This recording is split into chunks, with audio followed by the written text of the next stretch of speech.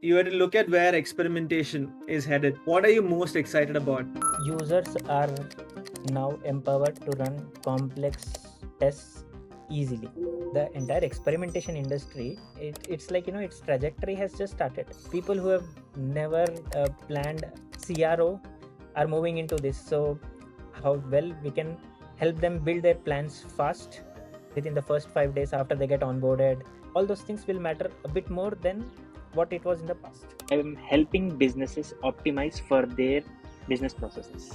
You work with all types of teams, whether it is marketing, sales, pre-sales, then whether it is engineering, doing podcasts like this. Experimentation is a tool to tell someone politely with data that whatever intuition which was planned, it doesn't look like it's going to be successful, and this is the experiment, this is how it was run. You want to introduce a feature which is a combination of engagement across platform A plus B plus some activity or click or something, etc.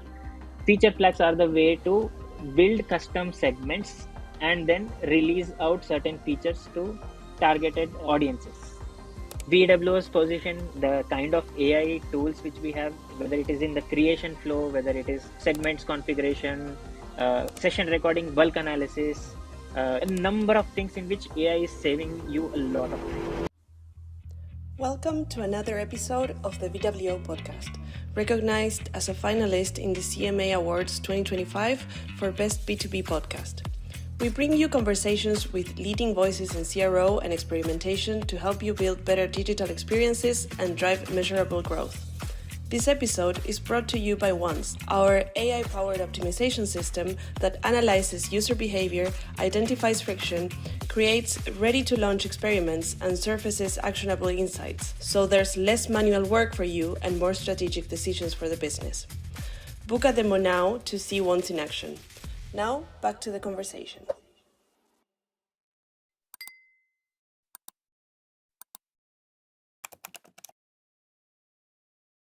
Hi everyone, my name is Reuben, Product Director at VWO, and welcome back to yet another episode of the VWO Podcast.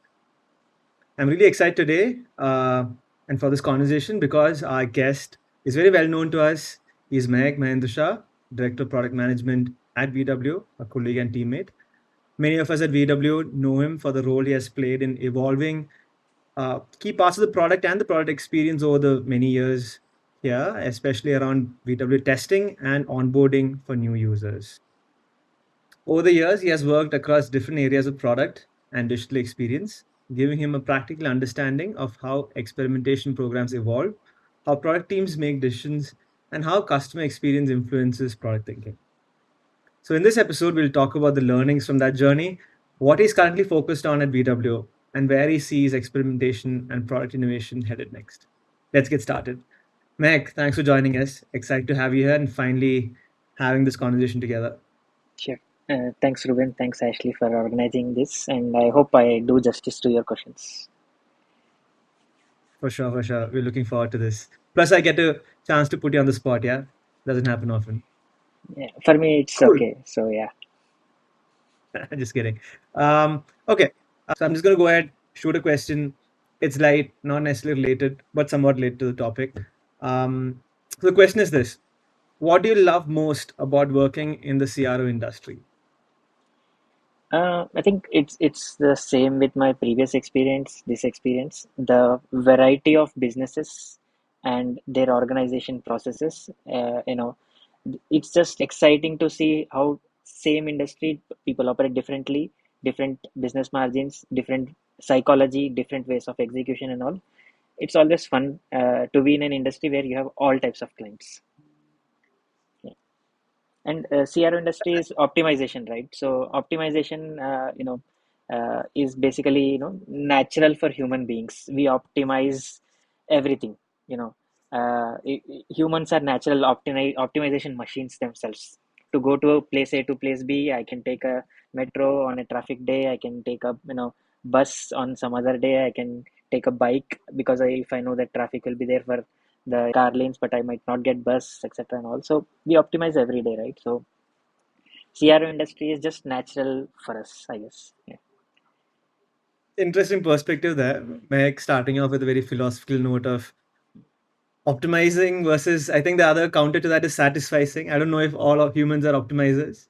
I've spoken like a true product manager, aspirational for everyone. I'm an optimizer as well. But no, thanks for sharing that, Mahek. I think that's very interesting to get your perspective on that. Let's get started with the tougher questions then, yeah, Okay. or the more interesting ones that we have. So, Mahek, you've helped evolve products at VW, especially around testing, insights, around feature experimentation as well, which is quite a range, right? And Yeah. so, before we get into all of that, let's just start simply, right? What is the space, or what is in this space that keeps you genuinely interested? Right. So I don't see experimentation as a different industry. To me, it is just part of product management. Essentially, product management is ownership of products, which means you're running a business. So it is a natural part of the business which you conduct on a daily basis. What is interesting about it? The scope. Essentially, you are looking at all angles of a business and getting all stakeholders on board. You work with all types of teams, whether it is marketing, sales, pre-sales, then whether it is engineering, it's post-sales, onboarding, retention teams, doing podcasts like this. Every single department which is there, when you're part of the product team, you're part of it. And essentially, in every case, you're working to optimize your products, maximize business value for your customers, right? And it's just product management to me. In this case, I am helping businesses optimize for their business processes. Yeah, that's again optimization within optimization. You're building a product that helps other people optimize. So it's like Correct. product management inception for you right there. Yeah. And as a product manager, typically you have some ideas, your management has some ideas, your team members have some ideas. What happens when your organization grows big, right? Everyone has ideas, which ones to take. So that becomes a big challenge. And uh, how is it that you break those barriers which are human barriers? You need a data backed process in general for those cases. So you by doing this CRO process in general, right? You have raw data available, and the decisions which you take, people are more likely to trust it together rather than just someone saying, hey, do this. This is better, right? So the need for building trust is easier when you run, this kind of CRO programs which have very good data backing. The way it is configured as is very proper, etc. Yeah. And I Got it. remember a famous quote which I generally put in my presentations also. It's from Professor Richard Feynman. I think if I remember it exactly, it doesn't matter how beautiful your theory is. Uh, if it doesn't agree with the experiment, it's wrong. Absolutely. Absolutely. I think numbers don't lie at the end of the day, correct? And Yeah. so that becomes the bottom line. Thanks for sharing that. And it's a good segue into the next part wherein, you spoke about different enabling businesses. And of course, there are different ways in which businesses operate. There are different stages at which they exist today, right? Yeah. And so, and the same applies to the culture around experimentation, the culture around what to test and when to test, right? And so when we talk about these kind of businesses, right, where there are different stages of maturity, both as a organization, but also in terms of the experimentation. And given Mm. that you've helped onboard many of these customers, many of these businesses onto our platform, what are Mm. some of the interesting things that you've noticed that sort of repeat as a pattern, um, and and what does that sort of indicate to you as to where that business will end up? Okay. So I think in this also, no, there are some fundamental things which are very. You can have one person company, you can have a company with 1,000 people. Both will run CRO programs, and chances are both will run CRO programs in very similar manner. Okay. But we are in an era where traffic is becoming scarce, and basically AI is delivering an answer without landing you to 10 different websites, which was the case earlier. And now every single visitor interaction counts more than ever, right? So everyone is looking to optimize. It is no longer luxury. It's basically now an absolute requirement for survival, and it's not for the small business or big business. It's for everyone. And even if you look at businesses, right?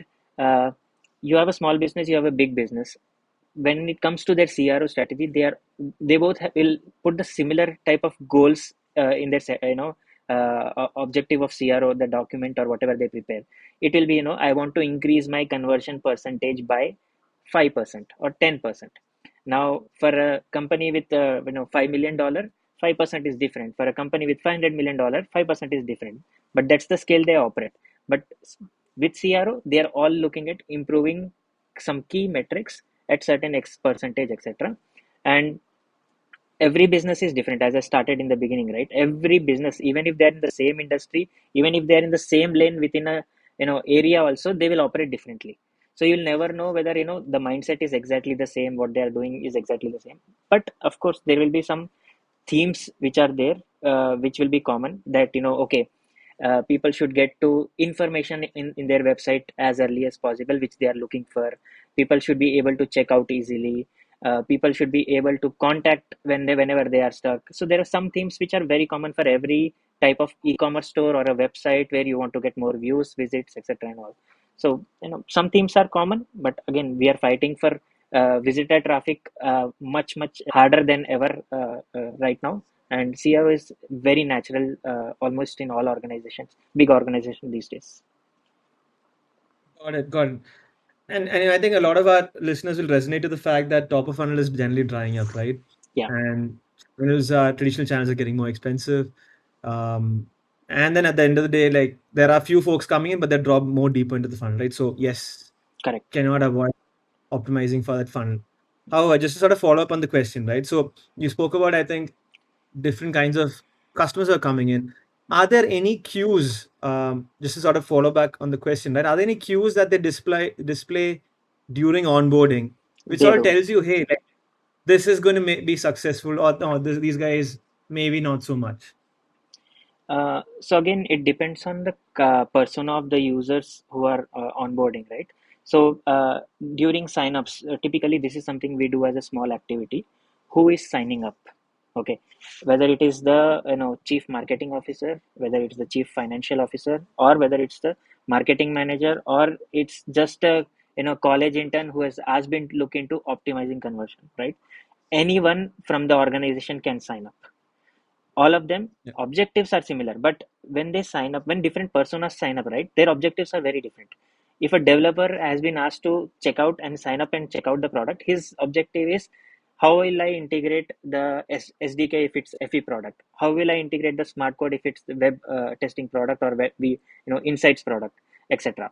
If it's the marketing manager, he would want to just preview how conversion percentages come, and whether I can make a report out of it, whether it is statistically significant or not. If it is the C-suite level manager, they will look at overall program, how do I track the health, how do I call out ROI at the end of 6 months. If I'm going to put $4,000 per month on this product, am I able to show 2% increase in my overall revenue metric, which is coming out to $90,000 or $150,000 in a year, etc. Right? So every persona will come to the same product with different objective, and that's where there are some things we can generalize, that everyone has to reach a small aha moment.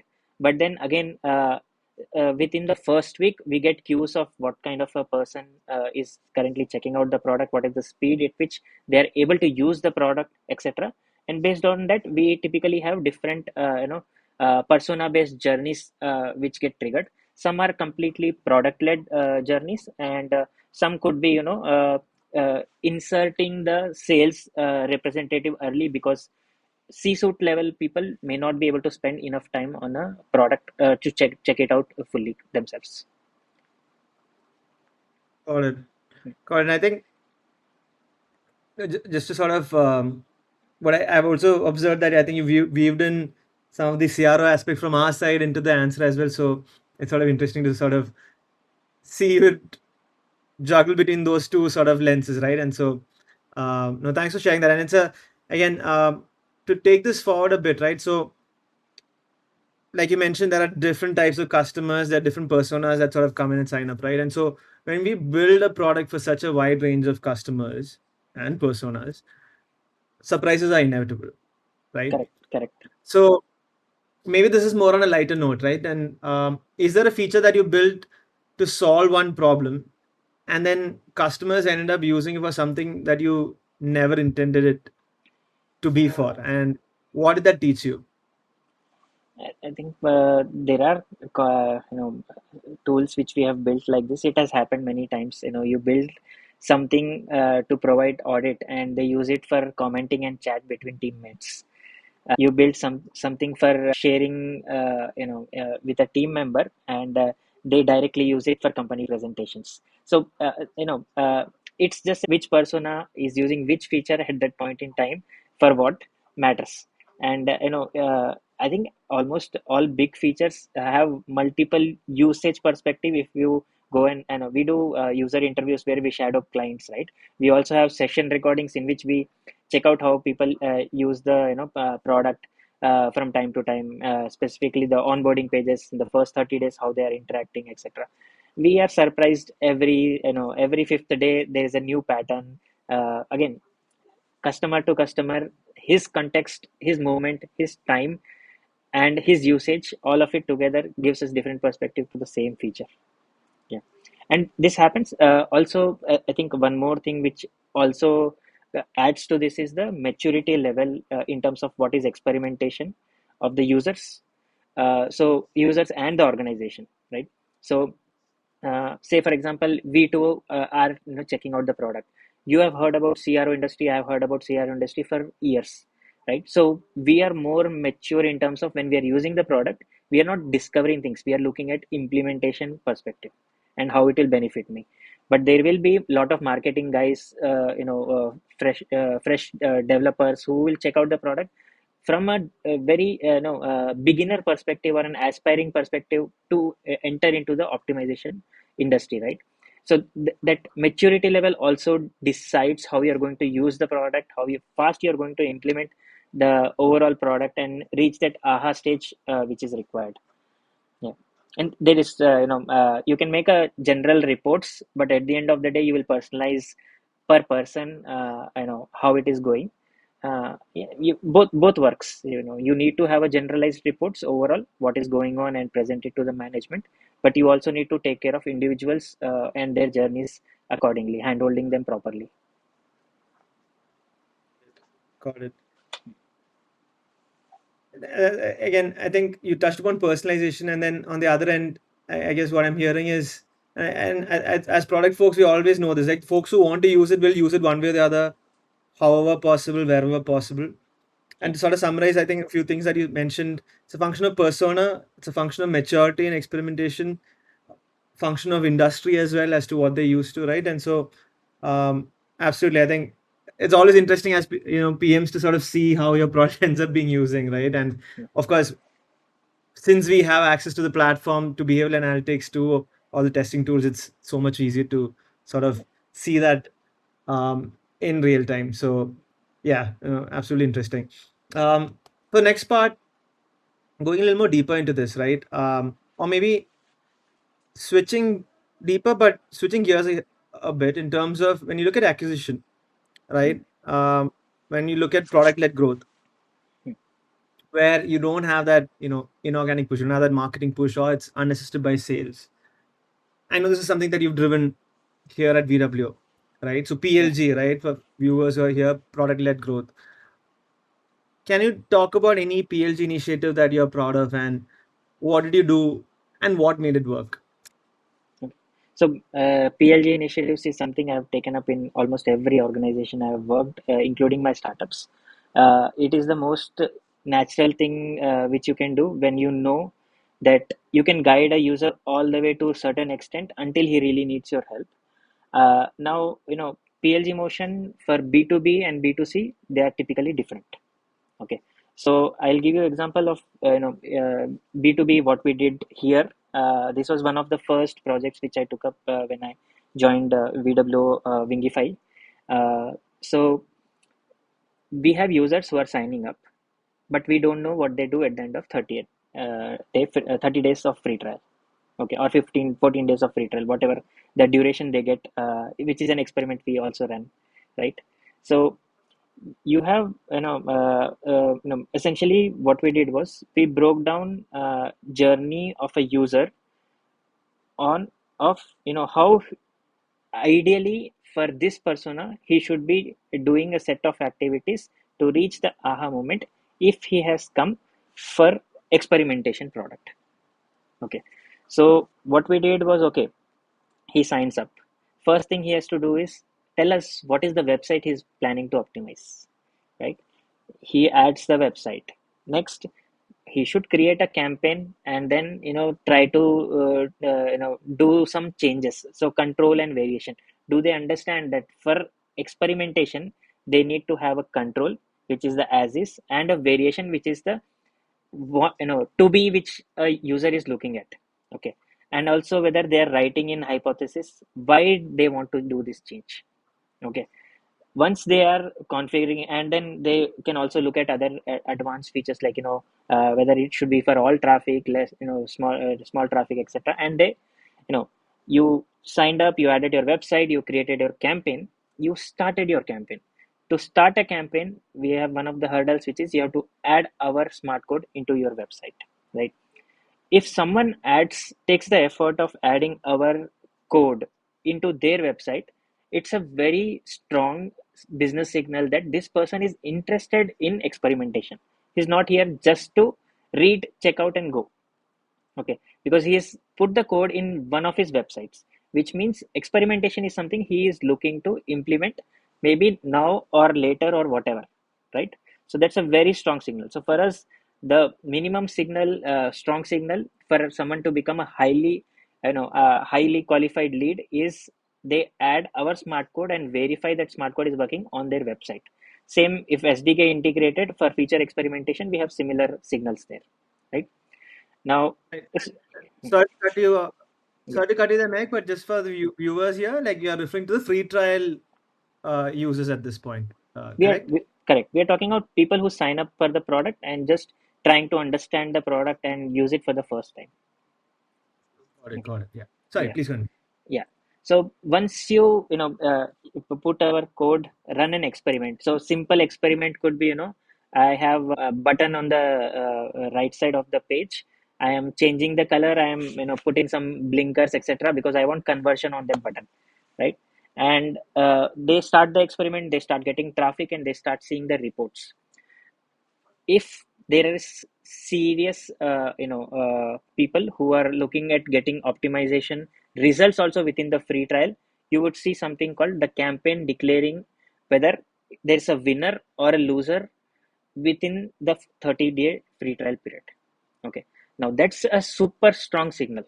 And so what we do is, say we have 1000, again I'm quoting imaginary numbers, but say we have 1000 users who signed up in the time period, and then 50 only added website, 150 created campaign, 150 started the campaign, 120 verified smart code, 160 got their campaign with at least 1000 visitors, and then 80 of them got a winner or a loser declared. Okay, so what we do is, at the end of 30 days, where are all these guys, what is the bucket? This is what we defined as their funnel. Okay, now anyone can get stuck in any one of these funnel steps. Okay, so what we did, when someone is stuck on in a same funnel step for more than a day or more than 2 days, they get an email telling, hey, you are in this step right now. Typically what other people do when they are stuck in this step is these set of points. And this is where we use our session recordings, user interviews extensively to come up with a standard set of 4 or 5 recommendations for each funnel step, such that we give them the nudge to move to the next step. Okay, additionally, at any point of time, if we observe that they need help from one of our sales rep, pre-sales rep, etc., that is also slightly introduced to them in the email itself. Okay, so when we started this activity, we had a generic email which would just say welcome and install our smart code, best of luck. There are no other emails. When we did this, we had close to 18 different emails for different parts of the funnel, and currently that number is around 38 because we have added more and more products also. So each of the email has been relevant. We have seen at least, if I'm not wrong, last I remember 50% improvement in people who have moved to high intent funnel from low intent funnel. Okay, which is a big number, specifically because we are looking at organic traffic is a challenge, but then we are able to improve our conversion rates. So at a good pace, such that we are able to still maintain a good organic growth, right? So that's one of the PLG led initiatives which we took, and it involved a lot of our own tools, user behavior insights tools, which we have, user interviews with our pre-sales consultants, looking back into customers who became paid, asking them what would we could have done better, etc. A lot of it combined together, and those set of nicely designed clear emails with next set of action points for them, that was good enough, and we achieved a good conversion rates. One of the success story is also there on our website if someone wants to read it. So yeah. Perfect. No, I think folks, you know what to look at after this podcast. I'm sure we can sort of figure out a way to share that link also, but otherwise you can just go ahead and check out our case studies, right? And so VW using VW is a very interesting case, and that's what Mahek has done there, to great success as well. Perfect. Thanks for sharing that, Mahek. Moving on to the next question. We've been talking about experimentation, but then a lot of teams run or look at behavioral insights as well. And Yeah. more often than not, they see these as two different efforts, two different streams consumed in different ways. In your experience, what does a business or an organization really miss when testing and insights don't feed into each other? So this is a fundamental challenge in many organizations. Whether a person is or the team which is there in the organization who is supposed to take care of CRO, whether they are capable to not only use insights but also testing along with it. Okay. Now I'll give a real world analogy, which is something which people can understand easily. Okay. Let's talk about three sets of people. Okay, one is general public, second is the activists or NGOs, and third is the politicians. Okay, now if you go and talk to general public in general, right, they will tell you this is the problem. Okay, they'll tell you there is a pothole here. They'll tell you there is an open drain here. They'll tell you there is no cleanliness here, etc. So that's majority of the people in any organization also. Okay, then there will be activists who will tell you this is a pothole, but it needs to be fixed with concrete. Okay, then this is an area where garbage is there and it needs to be cleaned up on a daily basis. So this is the second set of people who are activists. Okay, but then there is a third set of people who are basically politicians. They know the problem, they know the activists, and they are supposed to execute and solve that problem. Okay, so if your company or organization is running only insights, you are basically discussing, you're not taking any action. So there is no it's just information for you which you can get, which you basically you're discussing and all. If you're documenting it and presenting it to higher management, then there are chances it will become action eventually, right? And if you're able to identify the problem, document proposed solutions and the way forward, and set up a strategy to measure it and roll it out successfully, that's the entire CRO cycle which you need to do. Okay, and that is where if an organization is doing only one part in silos, it is not a great thing. Unless your organization is very small, one person or one small team can do it. Otherwise, you need to have a good set of team members who look at it from end to end, all the way from analyzing, capturing points, capturing solution, variations which you want to test to improve the success metrics, and then eventually rolling it out so that overall you have seen a revenue impact number. Got it. And I think that sort of puts it together quite well, right? And it's an interesting analogy. I'll tell you what, when I heard politicians, I didn't expect the analogy to go this way. But nevertheless, I think a good way to sort of view this, right? And so again, very insightful there. Um, so, when you talk about behavioral insights, again, that's part of data. We spoke earlier on how data is absolute, numbers don't lie, right? But at the same time, there is a flip side to that story, right? Where there are instances, or even you might know of instances where there's a lot of data. Yeah. You're sitting on behavioral data, on just analytics, clickstream, whatever, right? You know what the user is doing, where and how. But at some point, like, some teams just stop converting these insights into action, and they just start drowning in observation, right? And so, to the analogy that you gave, let's say the public is just drowning in potholes, right? Welcome to Bangalore. You can see that. So, coming back to the point here, right? So, when does that tipping point, or where does that tipping point rather sit, and how do you pull a team back from it, where you just have a lot of insights, but you can't really get that into action? Right. So for this again, I go back to first principles in general. Whenever you are doing data analysis, right? First divide your data analysis into two simple things: what is raw data and what is derived data. Okay. So raw data is number of people in your organization. Derived data is 5 of them are managers, 16 of them are engineers, etc., etc. Right. So why this is important is, essentially, any report which is made on raw data will be very trustworthy. Any report which is made on derived data will have to have further scrutiny. Okay. Second, there is again, similar to the previous example which I gave, there is a complexity of interpretation of data. Okay. You present the same set of data to two people, they will talk about it in different way. Okay. If you want, I can give another example of recent elections which we had. Okay.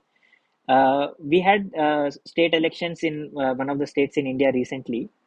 The opposition had a vote share swing towards them by 8%. Okay. The ruling party had a vote share swing away from them by 6%. Okay. So the total vote share swing which was there is 8 plus 6, 14% swing against the government, essentially, right? Now the opposition interpretation is we are just 4% away from the 4% more than the ruling party, and we have beaten them. We had a 14% in our favor, while the ruling party will say we are just 4% behind. So same data I can talk in two different ways. What does it mean, right? Data will not speak for itself. There is always a storyteller who will tell the data in the way they want others to listen about it. Okay. Now you have to be very careful when you're presenting optimization results in general. We have statistically significant results. We have normal significant results. Which is just there is no statistic confirmation that it could be a winner, but you can see positive results are there, etc. So it is always at the end user who is going to decide how that data story is going to be there. Now volume of data is something which is very interesting, and I can give you one example also. Recently we had one prospect client who is very big organization in US, operating for more than 100 years. They came to us in the prospect first introduction call. They said we have 100 years of data, but we don't know what to do with this. Okay. And we want to start running CRO programs. Okay. Now that's a company in which the business was always overflowing, and they had no time to sit and analyze data on what can be optimized. Now when equations have changed in the last 5 years, there's a lot of competition. There's a lot of other players moving into their market. Now they are looking to optimize because they know things will change in near future, right? So they are an organization which is cash heavy, lot of backing in the market, big brand name, etc.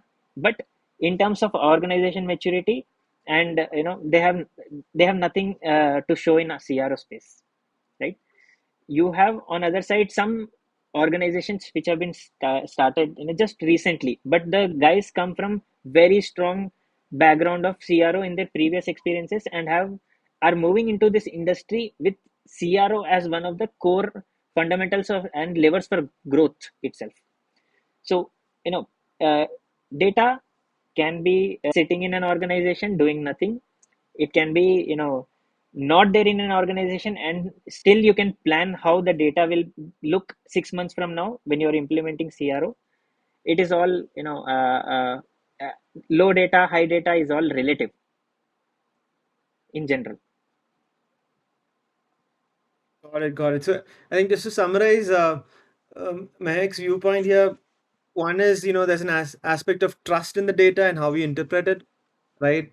Um, and then thereafter, it really doesn't matter on the volume of data, but rather trigger, right? And one of the triggers could be competition, just more tighter margins that you sort of face off in the market. And sort of the thing that I'm also taking away from this is that, hey, you'd rather start on that journey earlier on than later, because one way or the other, that maturity is going to hit you, or rather that pinch is going to hit you, right? And so it really comes down to when you want to act.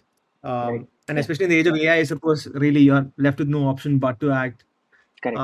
The sooner the better, right? And so Mm. yes, absolutely. Also, just noting a lot of political analogies here, which is escaping this interesting. For folks joining us from India, you guys, I think, could have figured out, I think, some of the references that Mahek was talking about. Um, yeah, we are in that time for Yeah. sure. Moving on to the next one. Moving on to the next one. So, Maybe um, one more point I can add. This is in terms of results interpretation of experimentation. Uh, mhm, you typically will not wait for the perfect information or perfect result to take a decision. Many times you're running experiments to validate a hypothesis where you have a good intuition, right? And even if you see signals that intuition is moving in, is being backed up by data sufficiently, but I don't need to wait 4 more weeks to get statistically significant results, you will go ahead with those results. So sometimes to back up intuition, even lower volume of data, sometimes people do take those decisions.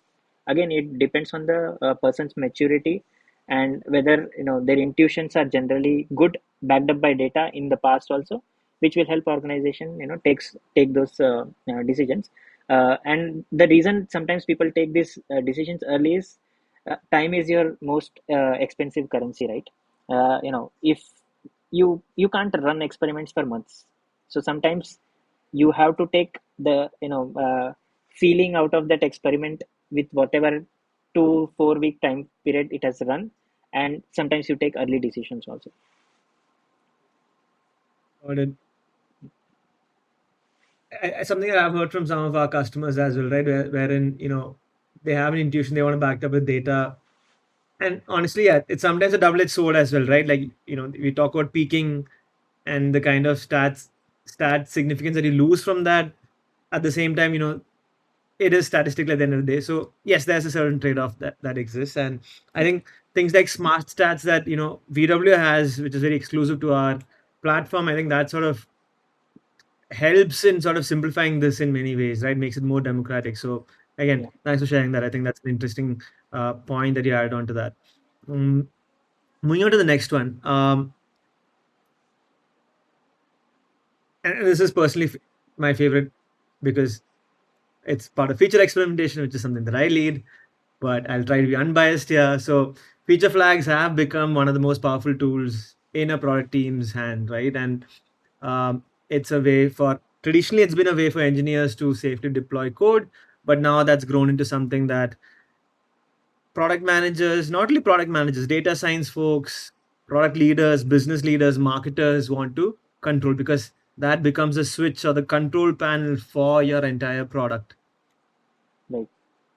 Bringing in the growth angle there, right?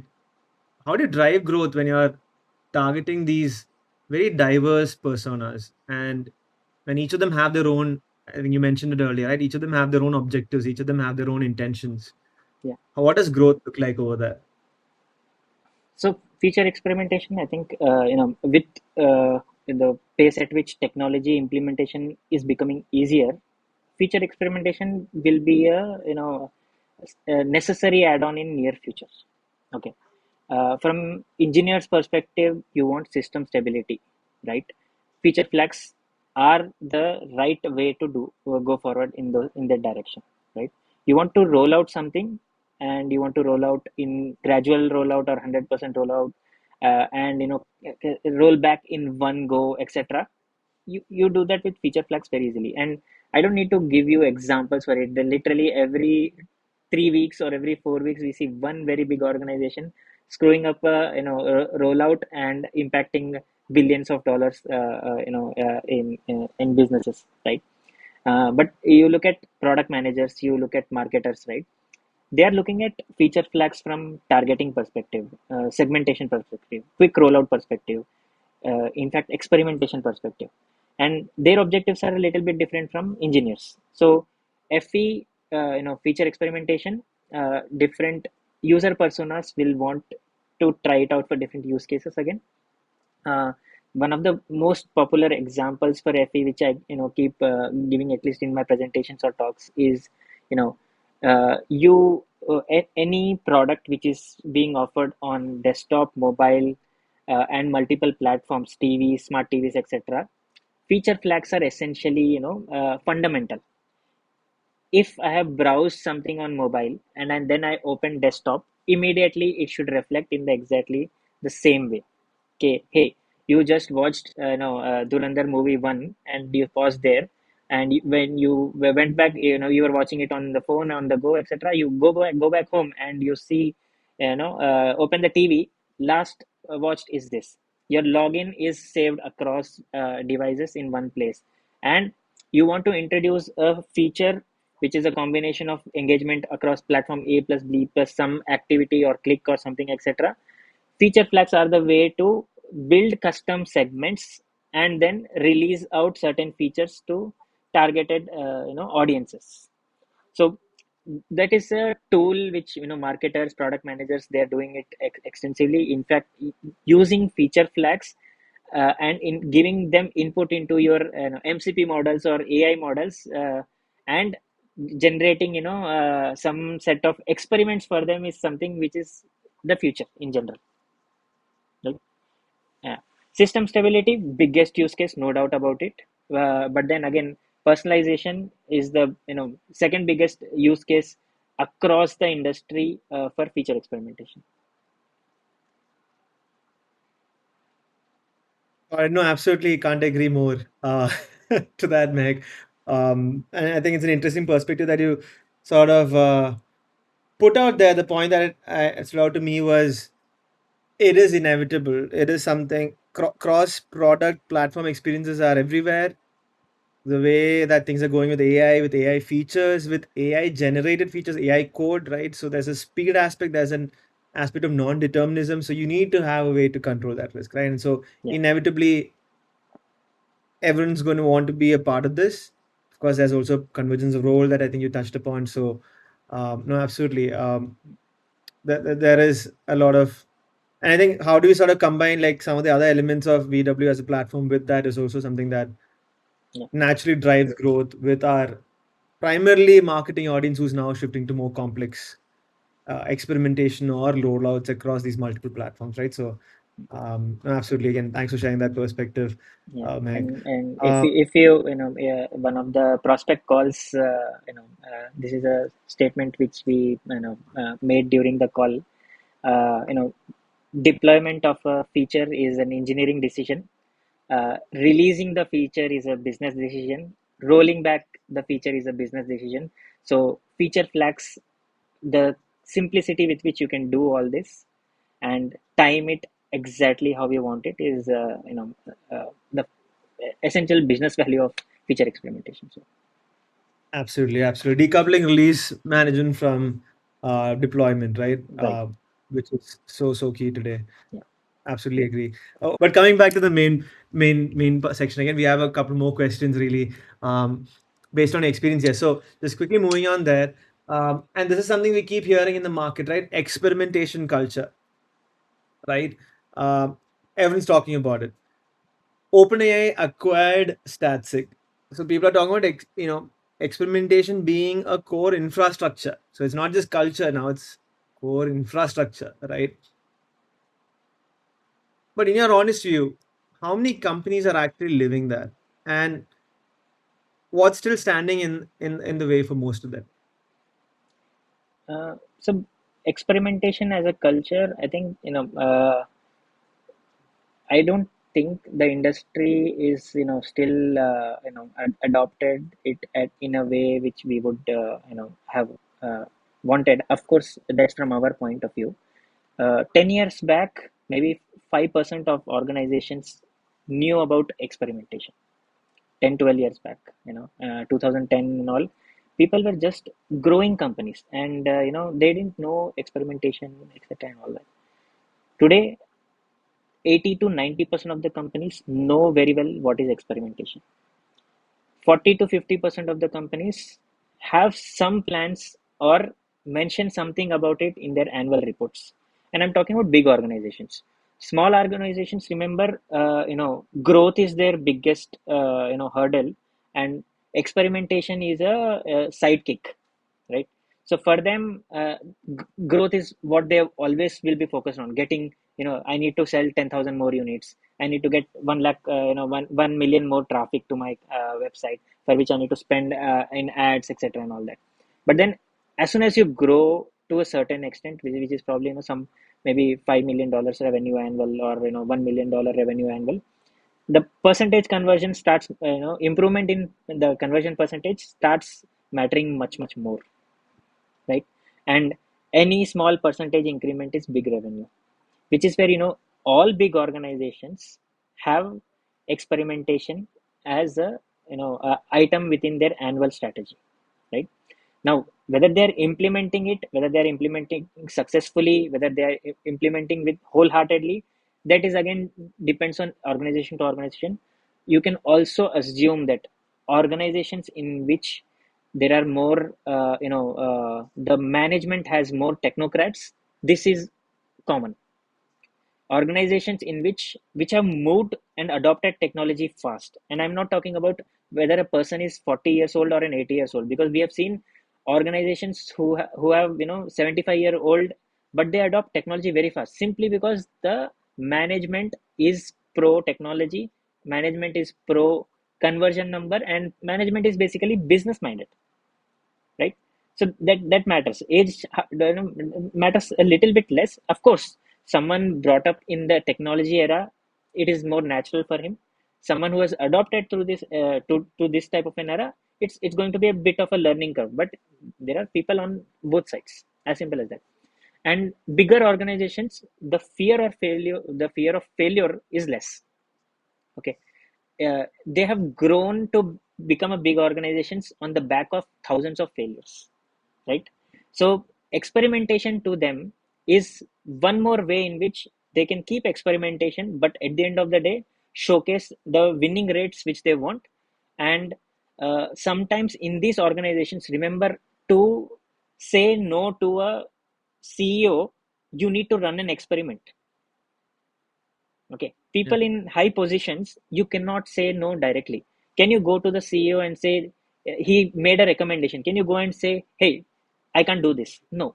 What you do, experimentation is a tool to tell someone politely with data that whatever intuition which was planned, which is, which you had suggested, it doesn't look like it's going to be successful, and this is the experiment, this is how it was run, etc. So bigger organizations, the fear of failure is less. You can say no using experimentation programs. You can validate using experimentation programs before rollout across, different geographies, etc. You can do gradual rollouts. You can control the releases, etc. and all. So, experimentation culture is, again, different companies have different departments who are, some are very pro experimentation, some will have no experimentation at all, etc. Yeah. So the culture is dependent a lot on the people who are managing, the people who are running a lot of operations, and together how they take it forward also. Yeah. If you want, we have run an experimentation maturity survey recently of organizations who use VWO, and we have seen a drastic change in the numbers in last 1.5 year. There were organizations who were, very, beginner aspiring level. Almost 90%, 80-90% of the companies have moved to strategic and, progressive experimentation within the company, because they've seen results. And as soon as you see the numbers, right, automatically everyone jumps on the wagon. They align themselves very clearly. 2%, 5% conversion rate for a, $100 million company is millions of dollars. But just by Yep. spending $5,000 per month, you're getting additional millions of dollars. So great. Right. No, absolutely. One is, again, I think there's an early point on like channels, right? Channel margins are reducing. At the same time, you have that consolidation that's already happened, wherein even a small delta can result into millions, right? But I think a couple of points that sort of stood out to me at least, and I'd sort of extend on that, is the point around experimentation culture. The point around when I can do an experiment, bring data to challenge the CEO, right? And in a way, experimentation culture is correlating to the organization's culture and vice versa, right? It's a chicken and egg thing, right? Where perhaps more experimentation means you have more flat organization. Maybe more flat organizations or open organizations, or however you want to frame them, are leading to sort of experimentation. It's not a hippo culture, highest, Correct. what is that? Highest or important paid person in the room culture either, right? So I Yeah. think that's an interesting loop that I think companies use experimentation to then maybe change the culture of the company itself, right? Yeah. And the second point that I think that stood out to me, just what you mentioned, right? 40 to 50% mentioned this in their annual reports, right? And 80-90% have sort of adopted that. And so the question really is, if you're in that 50% who's not doing it, what are you really achieving, or what are you leaving on the table, right? And that's something that has to be sort of looked at, even if you have your growth initiatives today, right? So, no, absolutely resonate with that. Yeah. Mm, And yeah, I think, you read annual reports more and more, right? Experimentation may not be called out as experimentation, but you can clearly see conversion rate optimization, the strategy around it, etc. Almost every organization now, it is there. Whether you do it with tools or whether you do it through some other means, internal or, etc., it is there. As simple as that. right, Yeah. absolutely. The next question involves, of course, AI. You cannot have a podcast in 2026 without AI, and rightfully so. So, when we talk about experimentation culture, um, AI is now making experimentation much easier, right? Yeah. It's compressing the experimentation cycle from being able to set up an experiment and perhaps even get your results out of it, right? The accessibility is basically improving, the speed is basically increasing.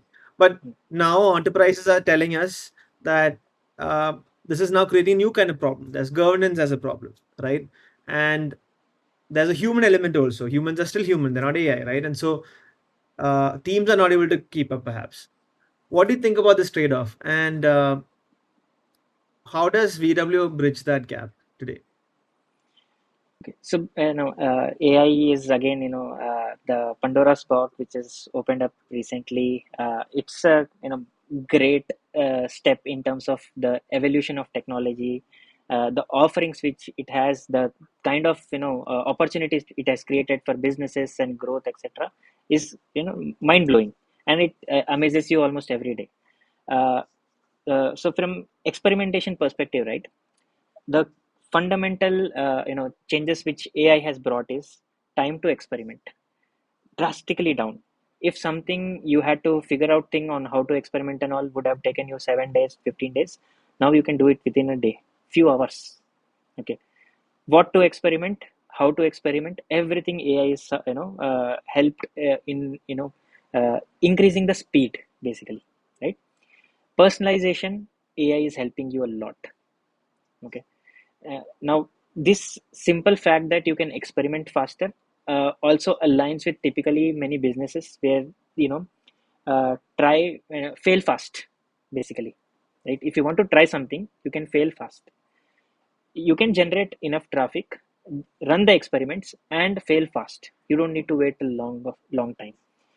Earlier, if you needed 4 people to plan an experiment, with AI, with 2 people, you are able to plan an experiment, run the experiment, analyze the experiment. Okay. So in terms of cost savings, if I'm looking at from executive level position, yes, it is also another, AI element within experimentation tools like ours, or others also. It is also providing them some cost savings, time savings, which is again adding to the ROI of this kind of a tool. Okay. Now, you know, what is the output generated by experimentation program? I think that remains same. It doesn't change. You ran an experiment, you got a result in the past. You ran an experiment, you got a result in the future also. It doesn't change. The time to run the experiment, time to configure the experiment, those are the things which have changed. The time to present the findings of the experiment, that those are the things which have changed. Uh, at the end of the day, I think if we go back to the previous statement, right? You can run an experiment. The deployment is an engineering decision, but releasing that experiment's result is a business decision. So with AI, I can run an experiment faster, but whether I want to implement it or not, still business decision, because AI is not going to be accountable if something goes wrong. It is at the end of the day, the people who are running the CRO program will be accountable to whatever is the output of an experiment. AI can assist you in that. AI can assist you in configuring or running, but decision on whether it should be done or not still remains largely at the hand of the person, overall CRO program managers. Again, VWO's position, the kind of AI tools which we have in every step of the flow, whether it is in the creation flow, whether it is configuring data 360, segments configuration, interesting segments, session recording, bulk analysis, heat map analysis, a number of things in which AI is saving you a lot of time. Something which you would have had to spend sometimes hours, sometimes days, etc. Now you can do in a matter of minutes, and maybe less than an hour. So time savings is the biggest offering which is coming into this industry from AI. Decisions at the end of the day, CRO program manager has to own it up, whatever is the outcome of the experiment. Yeah, and so just to add on to that point, I think just from my experience of, or rather just knowing the platform, we do add that governance layer, which sort of puts those guardrails, puts those process adherent guidelines, right? So that we still don't sort of exceed those limits. And of course, security is something that we sort of deeply embed into our system. And so, combining with what you just mentioned, one is having everything in one place, right? All your AI tools, all your AI enablers on the platform, plus having that sort of governance layer to sort of keep you on the right track. That's powerful, right? And I think that is the answer to the problem of the hour, which is, as you mentioned, it's getting really quick, and right, and so we need to react to that, and we need to fail fast, right? And so in organizations, I think audit is one of the key aspect, right? And using a tool like PWO, and almost all key actions are audited. They are available for scrutiny later on also. Security is something we have continuous certifications around it. We do annual reviews, audit reviews are done every 6 months, etc. Organization processes are reviewed. We have I think certifications from Europe, certification from US, all North American certifications which are required for any Fortune 500 companies. We comply with them, etc. And the turnaround time is also something which is very good from our perspective in case of any requests which have come regarding the audits, and also correct. yeah, Yeah, it's absolutely. simple. Yeah, and feeds into that whole build versus buy piece, right? Again, I've been on the other side where we sort of try to build it out internally, and then we had a different guest on this podcast who said that he's built out uh, um, within their org. But then, when it comes to these kind of nuances, how do you sort of build that out, the kind of engineering effort, the kind of maintenance overhead, and that is a much more complex piece. And then you have a platform that's already solved for it, that, that again, Yeah, I think the build uh, versus buy decision is very much a organization management level decision which is there. Do you want to build something which is not a product which is not your USP, which is not something yeah, you're going to sell, when there is something available in the market which you can readily use, it is validated by 4,000 paying customers in any given month, etc. That's the decision the management needs to take. And right, you have spare resources, you want to build it internally, etc. Up to you. You yeah, just want to use something which is available, certified, etc. Great. yeah. Especially again, tying it back to the AI piece, right? Now AI speed, right? I mean, so velocity of like releasing these things, releasing features, releasing products is also become very high. And so there's a sort of notion in the market that SaaS was dead. I mean, that is that's a recurring theme nowadays. But then I strongly feel otherwise, right? Because, and of course it's a bet, right? Who knows? Maybe we'll stand corrected. That's for time to say. But I think the position that, I think we're both clearly taking is on, Mahek is taking a more lighter position, but I really feel that, uh, you know, it is hard to sort of build this out and maintain it going forward. The value versus like the effort ratio is just skewed towards buy for most cases. Again, contextual, but again, AI, I think, just sort of double clicks on that, or rather just enhances that sort of need. Um, Given the other speed governance aspect that we just spoke about, right? So, um, cool. So, Mahek, like again, we are nearing the close of our serious section, right? And we do have a slight, break, if you want to say, and then we'll move on to the last section, which is a rapid fire section. But before we close this segment off, um, if you were to look at where experimentation is headed, both the tools and the mindset that we just spoke about, what are you most excited about? And at the same time, also, what concerns you the most? So, what are you most excited about? What concerns you the most? I think most exciting part is users are now empowered to run complex tests easily. Okay. So if in the past our customer success managers were discussing, tests which were simpler, now they are going to be discussing a lot more complex tests with our customers, because it is possible to run complex tests faster now, right? Setting them up also is easier now. What is it that I'm worried about? I think I'm not worried about anything right now, because I know when you give and someone an opportunity to test, right, they will test out. And that's a natural human tendency. They are going to More organizations are going to test for a good amount of time before things settle down. We've just started the entire experimentation industry. It's like its trajectory has just started. And people are a lot more organizations are just going to test, as simple as that.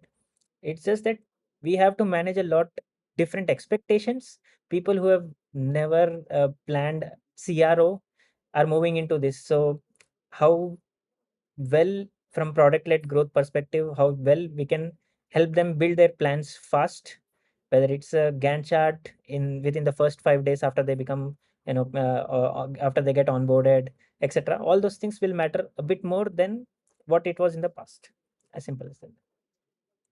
Got it. Got it. I think it's an interesting, or rather, it's a good problem to have, right? Like we're having more folks who will use this, but of course, educating them or getting them to guiding them the right way, which I'm sure with the kind of AI initiatives that we are also building, or that the AI team is building, that your team is also looking at, is going to sort of guide and help in that. So again, I think I see that as a good problem indeed.